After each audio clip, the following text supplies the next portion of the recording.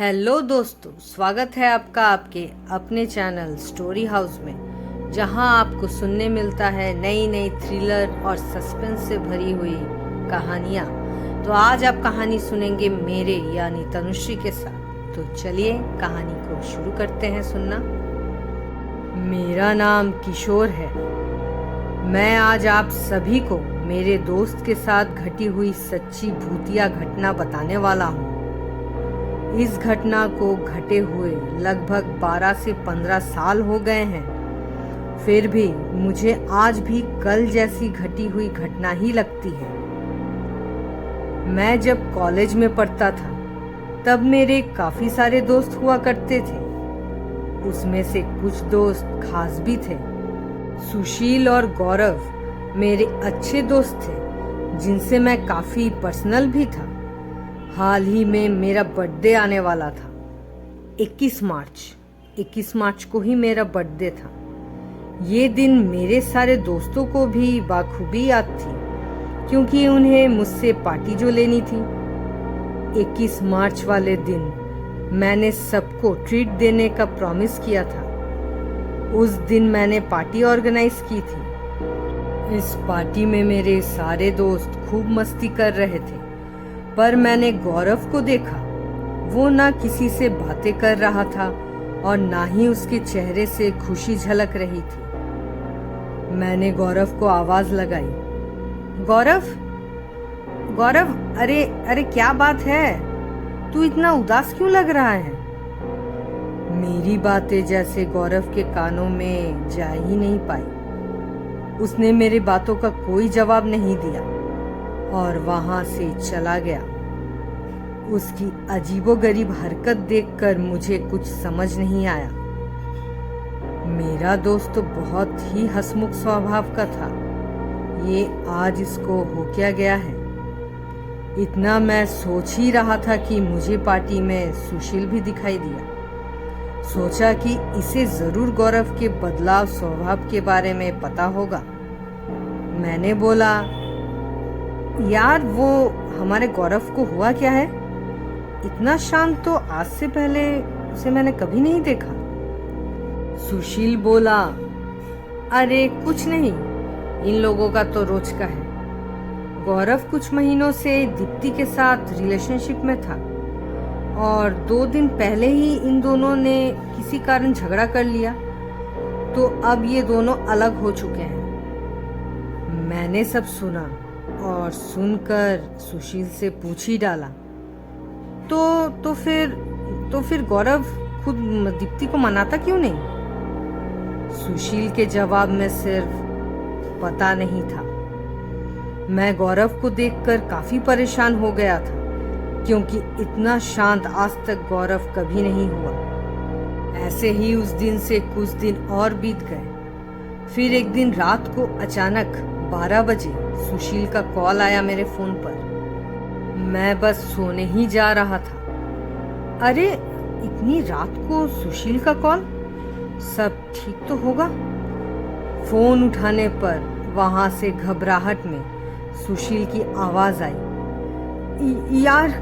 यार जानता है, आज रात 10 बजे दीप्ति ने अपने ही घर में जहर पीकर आत्महत्या कर ली। क्या? मैंने जोर से चिल्लाया, ये क्या बोल रहा है तुम? सुशील बोला, हाँ, अरे यही सच है। तू एक बार गौरव को कॉल कर, वो बहुत टूट गया होगा। हाँ, मैं कुछ करता हूँ। मुझे समझ ही नहीं आ रहा था कि मैं क्या बोलूं। जैसे तैसे हिम्मत जुटाकर मैंने गौरव को कॉल किया। गौरव ने फोन उठाते साथ ही रोते रोते मुझसे कहा, यार वो मुझे छोड़ के चली गई। इतना भी क्या रूठना था मुझसे। मैं अभी भी उसी से प्यार करता हूँ। काश वो मेरे लिए आ जाती वापस। इतना सुनते ही मैंने गौरव को दिलासा दिलाया। भले ही वो झूठ का ही था, फिर भी मैंने उससे कहा, सब ठीक हो जाएगा मेरे दोस्त, तू हौसला रख। ये समय तेरे लिए थोड़ी दिक्कत वाली है, लेकिन देखना धीरे धीरे सब ठीक हो जाएगा। तुम अब सो जाओ, रात काफी हो चुकी है। कल मिलते हैं तुम्हारे घर, ठीक है? इतना कहकर मैंने फोन रख दिया। वो रात मैं खुद भी नहीं सो पाया। पूरी रात बस गौरव और दीप्ति के बारे में ही सोचता रहा। दूसरे ही दिन सुबह में गौरव से मिलने उसके घर चला गया। घर में गौरव के सारे परिवार के लोग उसे समझा रहे थे और गौरव सिर्फ रोए जा रहा था और थोड़ी थोड़ी देर में उठकर अजीबोगरीब बातें करता। मेरी ही वजह से ये सब हुआ है, मेरी ही वजह से ये सब हुआ है, ये बोल बोल कर चिल्ला पड़ता। वही अचानक से उसका मोबाइल रिंग होने लगा। मोबाइल पे दीप्ति के नाम वाले नंबर से कॉल आ रहा था। मैंने कॉल रिसीव करके स्पीकर में डाला। वहाँ से दीप्ति के पापा रोते हुए गुस्से में बोले, गौरव, गौरव, मेरी बेटी तेरी ही वजह से मरी है। मैं तुझे नहीं छोड़ूंगा। अभी अभी मैं उसका दाह संस्कार कर कर आ रहा हूँ। उसके मरने के पीछे तेरा ही हाथ है। उसने मरते मरते अपने हाथों की हथेलियों में तेरा ही नाम लिखा था। वो बोल ही रहे थे कि इतना सुनते ही मैंने फ़ोन काट दिया, क्योंकि ये सब सुनकर गौरव फिर से उदास हो सकता था। गौरव बहुत ज़्यादा डिप्रेस था, क्योंकि वो पूरी तरीके से टूट चुका था। ऐसे ही करके कुछ और दिन बीत गए। अब दीप्ति के श्राद्ध वाले दिन गौरव के नंबर से मेरे फ़ोन में कॉल आया। मैंने जो ही उठाया, गौरव वहाँ से चिल्लाने लगा।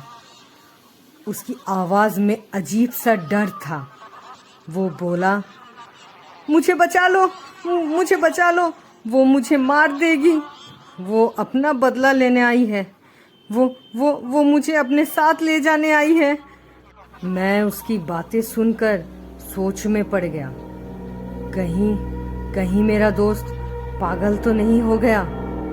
मैं ये सब सोच ही रहा था कि फिर से गौरव ने मुझसे कहा, तू सुन रहा है मैं क्या बोल रहा हूँ? यार घर जल्दी आ, मुझे बहुत डर लग रहा है। तभी मैंने फ़ोन में बहुत ज़ोर से शीशे टूटने की आवाज़ें सुनी। पता नहीं वहाँ क्या हो रहा था। उसकी बातें सुनकर मेरे से रहा नहीं गया। मैं जल्दी से उसके घर पहुँचा। घर का दरवाज़ा अंदर से लॉक था। मैंने काफ़ी बार गौरव को आवाज़ लगाई, पर अंदर से कुछ भी आवाज़ नहीं आ रही थी। अब मुझे भी डर लगने लगा था, इसलिए मैंने सुशील को भी कॉल करके वहाँ बुला लिया। सुशील के आने पर हम दोनों ने दरवाज़ा तोड़ने का फैसला लिया। दरवाज़ा तोड़ते ही हमने गौरव को ज़मीन पे बेहोश पाया। उसके पूरे शरीर से खून निकल रहा था। ऐसा लग रहा था मानो किसी नोकीले औजार से उस पर हमला किया गया हो।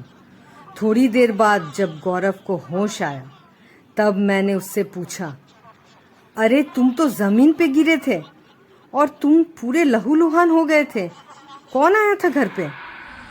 गौरव चिल्लाने लगा और चिल्लाते चिल्लाते उसने कहा, दीप्ति की रूह मेरा पीछा कर रही है।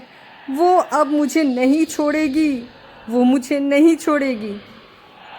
मैं और सुशील बहुत अजीब तरीके से एक दूसरे की तरफ देख रहे थे, क्योंकि जो कुछ भी गौरव बोल रहा था वो हमारे समझ से परे था। हमने गौरव को वहीं पर सुला दिया ताकि गौरव रेस्ट ले और थोड़ा सा ठीक हो सके। गौरव के पेरेंट्स ने हमें भी आज रात वहीं रुकने के लिए रिक्वेस्ट की। आज की रात मैं और सुशील वहीं सो गए। मैं अपने कमरे में सो ही रहा था कि अचानक से एक जोर की आवाज़ से मेरी नींद खुल गई। मैंने देखा मेरे दरवाजे में कोई खड़ा था। साफ नज़र नहीं आ रहा था, कोई काली सी परछाई जैसी। मैंने अपने बेड से उतर के दरवाजे की तरफ जाने के लिए कदम बढ़ाया। अचानक से वो परछाई हवा से भी ज़्यादा स्पीड से दरवाजे से हटकर खिड़की पे जा खड़ी हुई। मैं दौड़ता हुआ खिड़की की तरफ जा ही रहा था कि एक बहुत जोर से चिल्लाने की आवाज़ से वहाँ के सारे शीशे टूट गए। मैं कानों में उंगलियां देकर चिल्लाता हूँ, फिर भी वो चिल्लाने की आवाज़ बंद नहीं हो रही थी। मैं इधर उधर भागता रहा, पर मेरी मदद करने के लिए उस घर में कोई भी नहीं था। अचानक से आवाज़ बंद हो गई। मुझे लगा मेरे पीछे कोई है। जो ही देखा, एक बदसूरत शक्ल जैसा चेहरा पूरा बिगड़ा हुआ, जिसकी आंखें मानो थी ही नहीं, बड़े बड़े गड्ढे थे, दांत लंबे लंबे निकले हुए थे बाहर। मेरे सामने हवा से भी ज़्यादा तेजी से वैसे ही चिल्लाते हुए आकर मानो मेरे ही सीने में घुस गई। मैं चिल्लाता हुआ बेड से उठा और ये सपना था। जब मैं बेड से उठा, मैंने देखा कि दरवाजे और खिड़कियों के शीशे टूटे हुए थे, जैसे कि मैंने सपने में देखा था। वो रात मैंने जैसे तैसे काटी। दूसरे ही दिन मैंने मेरे साथ घटी हुई सारी घटनाएं अंकल से शेयर की। गौरव के पापा अब गौरव के लिए चिंतित थे। कुछ ठीक ही नहीं हो रहा था। गौरव की तबीयत भी अब पहले से खराब हो चुकी थी। अंकल गौरव को एक सिद्ध बाबा के पास ले जाते हैं। बाबा जी ने गौरव को देखते ही कहा, इसके पीछे एक चुड़ैल पड़ी है। वो जो भी बला है तेरे बेटे के जीवन में पहले से ही थी, पर फर्क सिर्फ इतना है कि तब वो जीवित थी और अब रूह बनकर इसके साथ है। इससे छुटकारा पाना इतना आसान नहीं होगा। अंकल ने डर से पूछा, बाबा जी कोई तो रास्ता होगा? हाँ है। अभी फिलहाल के लिए ये लॉकेट इसके गले में पहना दे। ये लॉकेट उस बुरी शक्ति से इसकी रक्षा करेगा और तेरे घर में हवन करनी होगी और उस हवन में इस रूह के नाम का पिंडदान होगा जो करेगा तेरा बेटा, क्योंकि तेरे बेटे के हाथ से ही पिंडदान होगा, तभी जाकर उसे मुक्ति मिलेगी। वो आत्मा तेरे बेटे को छोड़ना नहीं चाहती और ये हवन उतना आसान नहीं होने वाला। अब इतना तो हम समझ ही गए थे कि गौरव के साथ जो बला है वो उसे अपने साथ ले जाने आई है। इस पिंडदान को करने से दीप्ति की आत्मा हमेशा के लिए मुक्त हो जाएगी। फिर कुछ दिन बाद बाबा के अनुसार गौरव से पिंडदान करवाने का दिन आया। दीप्ति के माता पिता भी आए थे उस दिन। उसके माता पिता का कहना था कि दीप्ति ने उनके घर में भी बहुत तरह से परेशानियां की थी। दीप्ति की आत्मा ने अपने ही पापा को मारने तक की कोशिश की थी। आज हवन का दिन था। उसकी आत्मा जो अब चुड़ैल बन चुकी थी, वो शांत नहीं बैठने वाली थी। उस हवन को करने में बहुत सारी कठिनाइयां भी आई और वो पिंडदान उसे करने में तो गौरव की हालत ही खराब हो गई। वो आत्मा को वश में करना बहुत मुश्किल था, पर बाबा जी ने मंत्रों से उसे शमशान में बंद कर दिया। आज गौरव बिल्कुल स्वस्थ है और पुराने दिन को याद नहीं करना चाहता। तो ये कहानी यहीं ख़त्म होती है। आपको ये कहानी कैसी लगी, जो कि बिल्कुल सत्य घटना पर आधारित थी? अगर अच्छी लगे तो ज़रूर वीडियो को लाइक और शेयर ज़्यादा से ज़्यादा करें। साथ ही में स्टोरी हाउस चैनल पे अगर नए हैं तो इसे सब्सक्राइब करना ना भूलें, ताकि इसी तरीके की मज़ेदार कहानियों का मज़ा ले सकें।